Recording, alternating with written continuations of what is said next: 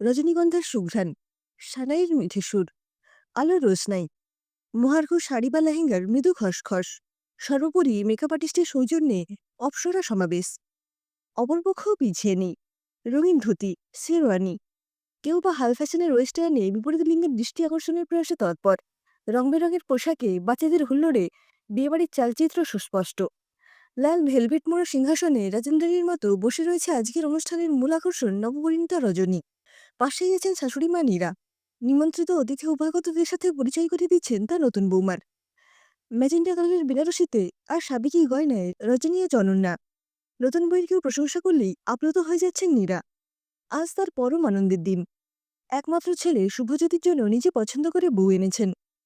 পুত্রবধূ নির্বাচনে শুভ কিংবা ওর বাবা সৌমেনবাবু বিন্দুমাত্র নাক গলাননি। রজনীর সামনে দিয়ে শুভর বারে বারে আনাগোনা দেখে মুখ টিপে হাসছেন নীরা। রজনী বা শুভ দুজনেই বিয়েটা রেজিস্ট্রেশনে সীমাবদ্ধ রাখতে চেয়েছিল। নীরা জেদাজেদিতেই ছোট করেই রিসেপশনের আয়োজন। কেবল অতি ঘনিষ্ঠ আত্মীয় স্বজন, বন্ধুবান্ধব আর কয়েকজন প্রতিবেশী। লাল বেনারসিতে তীব্র আপত্তি ছিল রজনীর। নীরা যেন অন্তর্যামী। আশীর্বাদী তত্ত্বে ম্যাজেন্টা কালারের বেনারসি দেখে তাই মনে হয়েছিল বিস্মিত রজনীর। গভীর রাতে জন্মেছিল বলে মা নাম রেখেছিলেন রজনী। ছোটবেলায় মা খাওয়ানো রজনী নীরার মাঝেই মাকে খুঁজে পেয়েছে। মাতৃস্নেহে বেঁধেছেন নীরা ওকে। দেখতে গিয়ে বলেছিলেন, আমি ছেলের বউ নয়, মেয়ে নিতে এসেছি। নীরার বান্ধবী মলিনার দিদির মেয়ে রজনী। ছোটবেলায় দেখেছেন দু একবার মলিনার বাড়িতে। মিষ্টি শান্ত স্বভাবের মেয়েটিকে ভালো লেগেছিল তখনই। তারপর কত ঝড়ঝঞ্ঝা পেরিয়ে আজ স্বপ্নপূরণ। সেলফোনে টুক করে সময়টা দেখে নিলেন নীরা। 11:30 বেজে গেছে। লাস্ট ব্যাচেরও আইসক্রিম পর্ব চলছে। যাক, ভালোই ভালোই সব মিটল। সুস্থির নিঃশ্বাস ফেললেন নীরা। রজনীর মনে হচ্ছিল সব স্বপ্ন। এত সুখ সইবে তো ওর কপালে। যখন ওর বয়স মাত্র 11, মরণব্যাধি ক্যান্সার কেড়ে নিল ওর মাকে। সেই থেকে বাপি ওর সব। ওর অযত্ন হবে ভেবে বাপি নিজের জন্য কিচ্ছু ভাবেনি। মেয়ের দায়িত্ব কাউকে দিতে ভরসা পাননি। মেয়েকে একাই মানুষ করেছেন। বাপি একমাত্র ছেলে। দাদু ঠাকুমাও পৃথিবী ছেড়েছেন অনেকদিন। আত্মীয় স্বজন বলতে তেমন কেউ ছিল না, একমাত্র ছোট মাসি ছাড়া। মলিনা নিয়মিত খোঁজখবর রাখতেন মা মরা বঞ্চির। রবিবার বা ছুটির দিনগুলোতে হয় মাসির ওখানে বাপ বেটির নেমন্তন্ন থাকত, নতুবা দুটো স্টেশন পরেই দক্ষিণেশ্বর থেকে টিফিন বাক্স নিয়ে মাসি হাজির হয়ে যেতেন। মাসির একটি ছেলে, পুবলু, ক্লাস 9-এ পড়ে। ভারী মিষ্টি স্বভাবের ছেলে। রজনীর খুব বাধ্য। চিন্তায় ছেদ পড়ে খুড়তুতো ননদ মিত্রার কথায়। কি এত ভাবছ বৌমণি? দাদা ভাইয়ের কথা? সে বেচারা অপেক্ষা করতে করতে কটা সিগারেট পোড়ালো কে জানে। বৌমণি, দাদা ভাইয়ের এই বদভ্যেস ছাড়ানো কিন্তু তোমার দায়িত্ব। এবার চলো, তোমাকে তোমার ঘরে পৌঁছে তবে আমার ছুটি। বড়মা আজ থেকে যেতে বলেছে। মোটে 2 মাস হলো বিয়ে হয়েছে। বর ছেড়ে থাকা যায় বলো? ওর বলার ভঙ্গিতে হেসে ফেলে রজনী।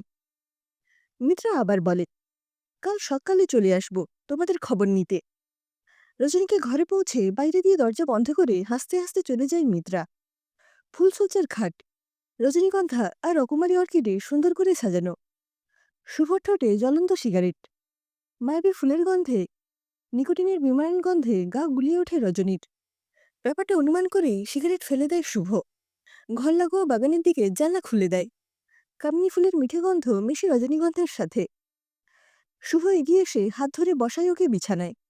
রজনীর গলাটা শুকিয়ে আসে অজানা আশঙ্কায়। হৃদস্পন্দনের গতি বেড়ে যায়। এই প্রথম পরিপূর্ণ দৃষ্টিতে ও দেখে শুভকে। সুদর্শন, স্মার্ট, ঝকঝকে যুবক মুগ্ধ দৃষ্টিতে অপলকে দেখছে ওকে। সুশোভনের দৃষ্টিতে কখনো মুগ্ধতা দেখেনি রজনী, বরং একরাশ তাচ্ছিল্য আর অবজ্ঞা ছিল। 6 মাসের দাম্পত্যে ভালোবাসা তো দূর, মানবিক সম্পর্কও তৈরি হয়নি। রজনী তখন গ্র্যাজুয়েশন সদ্য কমপ্লিট করেছে। বাবার কলিগ সুব্রত কাকু সম্বন্ধটা আনলেন। পাত্র সুশোভন সেনগুপ্ত, ইলেকট্রিক্যাল ইঞ্জিনিয়ার, একমাত্র ছেলে, বহুজাতিক কোম্পানিতে উচ্চপদে কর্মরত। লেকটাউনে নিজস্ব 3 তলা বাড়ি। ছেলের বাবা সত্যেন সেনগুপ্ত রিটায়ার্ড সরকারি অফিসার। মা মঞ্জুলা সমাজসেবিকা। নির্ঝঞ্ঝাট ছিমছাম পরিবার, পাল্টি ঘর। বাপি আপত্তি করার কারণ খুঁজে পেলেন না। ছোট মাসি মিশেও সানন্দেই সম্মতি দিলেন। সস্ত্রীক সত্যেনবাবু ওকে দেখে পছন্দ করে গেলেন। এরপর সুশোভন এলো বন্ধুবান্ধব নিয়ে। দেখতে এসে ও সস্তা জটিল রসিকতা ভালো না লাগলেও মেনে নিয়েছিল রজনী। ভুল হয়েছিল সেখানেই। তাড়াহুড়ো করে হয়ে গেল বিয়েটা। বন্ধু-বান্ধবী পরিবৃত সুশোভন বিয়ের আসরেই চূড়ান্ত অশোভন আচরণ করেছিল। চোখের জল মুছতে মুছতে অলোকবাবু ভাবছিলেন, ভালো করতে গিয়ে মামুনির ক্ষতি করে ফেললাম না তো? তার আশঙ্কা যে অমূলক নয় দ্রুতই প্রমাণ হলো। স্বপ্নভঙ্গের শুরুটা হলো ফুলশয্যার রাতে। নামি হোটেলের ব্যাংকোয়েট হলে রিসেপশন পার্টি ছিল। হাজারখানেক নিমন্ত্রিত। অনুষ্ঠান মিটতে মিটতে বেশ রাত হয়ে গিয়েছিল। তারপর বাড়ি ফিরে ফ্রেশ হয়ে বাপের বাড়ি থেকে পাঠানো দত্তের লাল বেনারসি ফুলের সাজে সেজে ও তখন অপেক্ষায় সুশোভনের। প্রায় শেষ রাতে ঘরে এলো ও। প্রথমেই বকুনি, এসব জবরজং সেজে আছো কেন? খোলো এসব। হতবাক রজনী ধাতস্থ হওয়ার আগেই আবার ধমক, এত রোগা কেন? বাবা ভালো করে খেতে দিত না? শরীরে তো কিচ্ছু নেই। অশালীন ইঙ্গিত করে বলেছিল সুশোভন। ও বরাবর ছিপছিপে গড়নের। সে কারণে এতদিন সব জায়গায় প্রশংসাই পেয়ে এসেছে।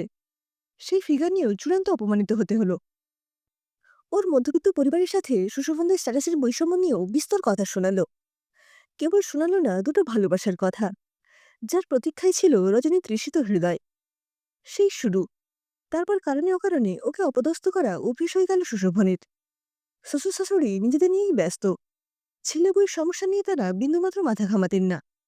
6 মাস ছিল রজনী ও বাড়িতে। অনেক চেষ্টা করেছিল মানিয়ে নিতে, কিন্তু সুশোভনের অবহেলা, নিত্যকার অপমান, অমানবিক ব্যবহার ওকে ক্রমশ ডিপ্রেশনের দিকে ঠেলে দিচ্ছিল। বাচ্চার ইচ্ছেটা হারিয়ে ফেলেছিল ক্রমশ। বিয়ের মতো একটা সিরিয়াস বিষয় কতটা হালকা ভেবে নিয়েছে সুশোভন।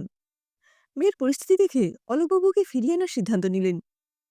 যে খবর আগে নিলে মেয়েটার সর্বনাশ হতো না, সেই খবরগুলোই দায়িত্ব নিয়ে সবাই পরে জানালো। সুশোভনের স্বভাব চরিত্র ভালো নয়। তাছাড়া তার একদা স্টেডি গার্লফ্রেন্ড সম্প্রতি ডিভোর্স করে ইউকে থেকে দেশে ফিরেছে। তাদের ইতিউতি নিয়মিত দেখা যাচ্ছে। এই মতো অবস্থায় রজনীকে তাড়ানো জরুরি হয়েছিল। সেটা আপোষে হয়ে যেতেই ঝামেলামুক্ত হলো সুশোভন। ট্রমা সামলে উঠতে অনেকটা সময় লেগেছিল রজনীর। পুরোপুরি কাটাতে পারেনি এখনো। জানতে না চাইলেও সব খবর কানে আসে।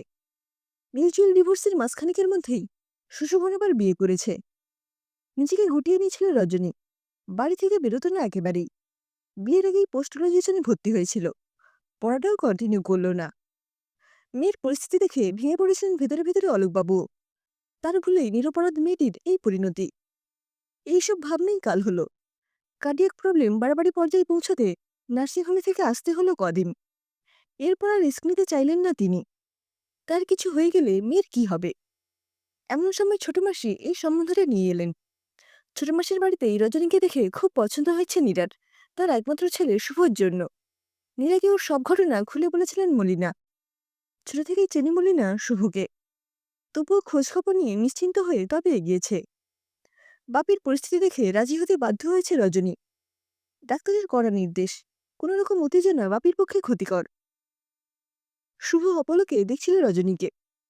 বেনারসি, চন্দন, ফুলের সাজে অপরূপা লাগছে রজনীকে। এবারে মায়ের পছন্দের উপর ভরসা রেখে ভুল করেনিও। বিয়ের আগে একবারও চাক্ষুষ দেখেনি রজনীকে। ছবিতে দেখেই সম্মতি দিয়েছে। শ্রুতিকে তো নিবিড়ভাবে দেখে জেনে বিয়ে করেছিল। চিনতে পেরেছিল কি? শ্রুতির মতো চোখ ধাঁধানো সুন্দরী রজনী নয়। স্নিগ্ধ সৌন্দর্য রজনীর। মনকে শান্ত করে, আশ্রয় দেয়। শ্রুতি ছিল শুভর ক্লাসমেট। মুম্বাইয়ে ওরা একসাথে এমবিএ পড়তো। পড়তে পড়তে ভালো লাগা, কাছে আসা। পড়া শেষে ক্যাম্পাসিংয়ে দুজনে জব পেল মুম্বাইতে। যদিও কোম্পানি আলাদা। কলেজে পড়তে পড়তে মেলামেশা হয়েছে।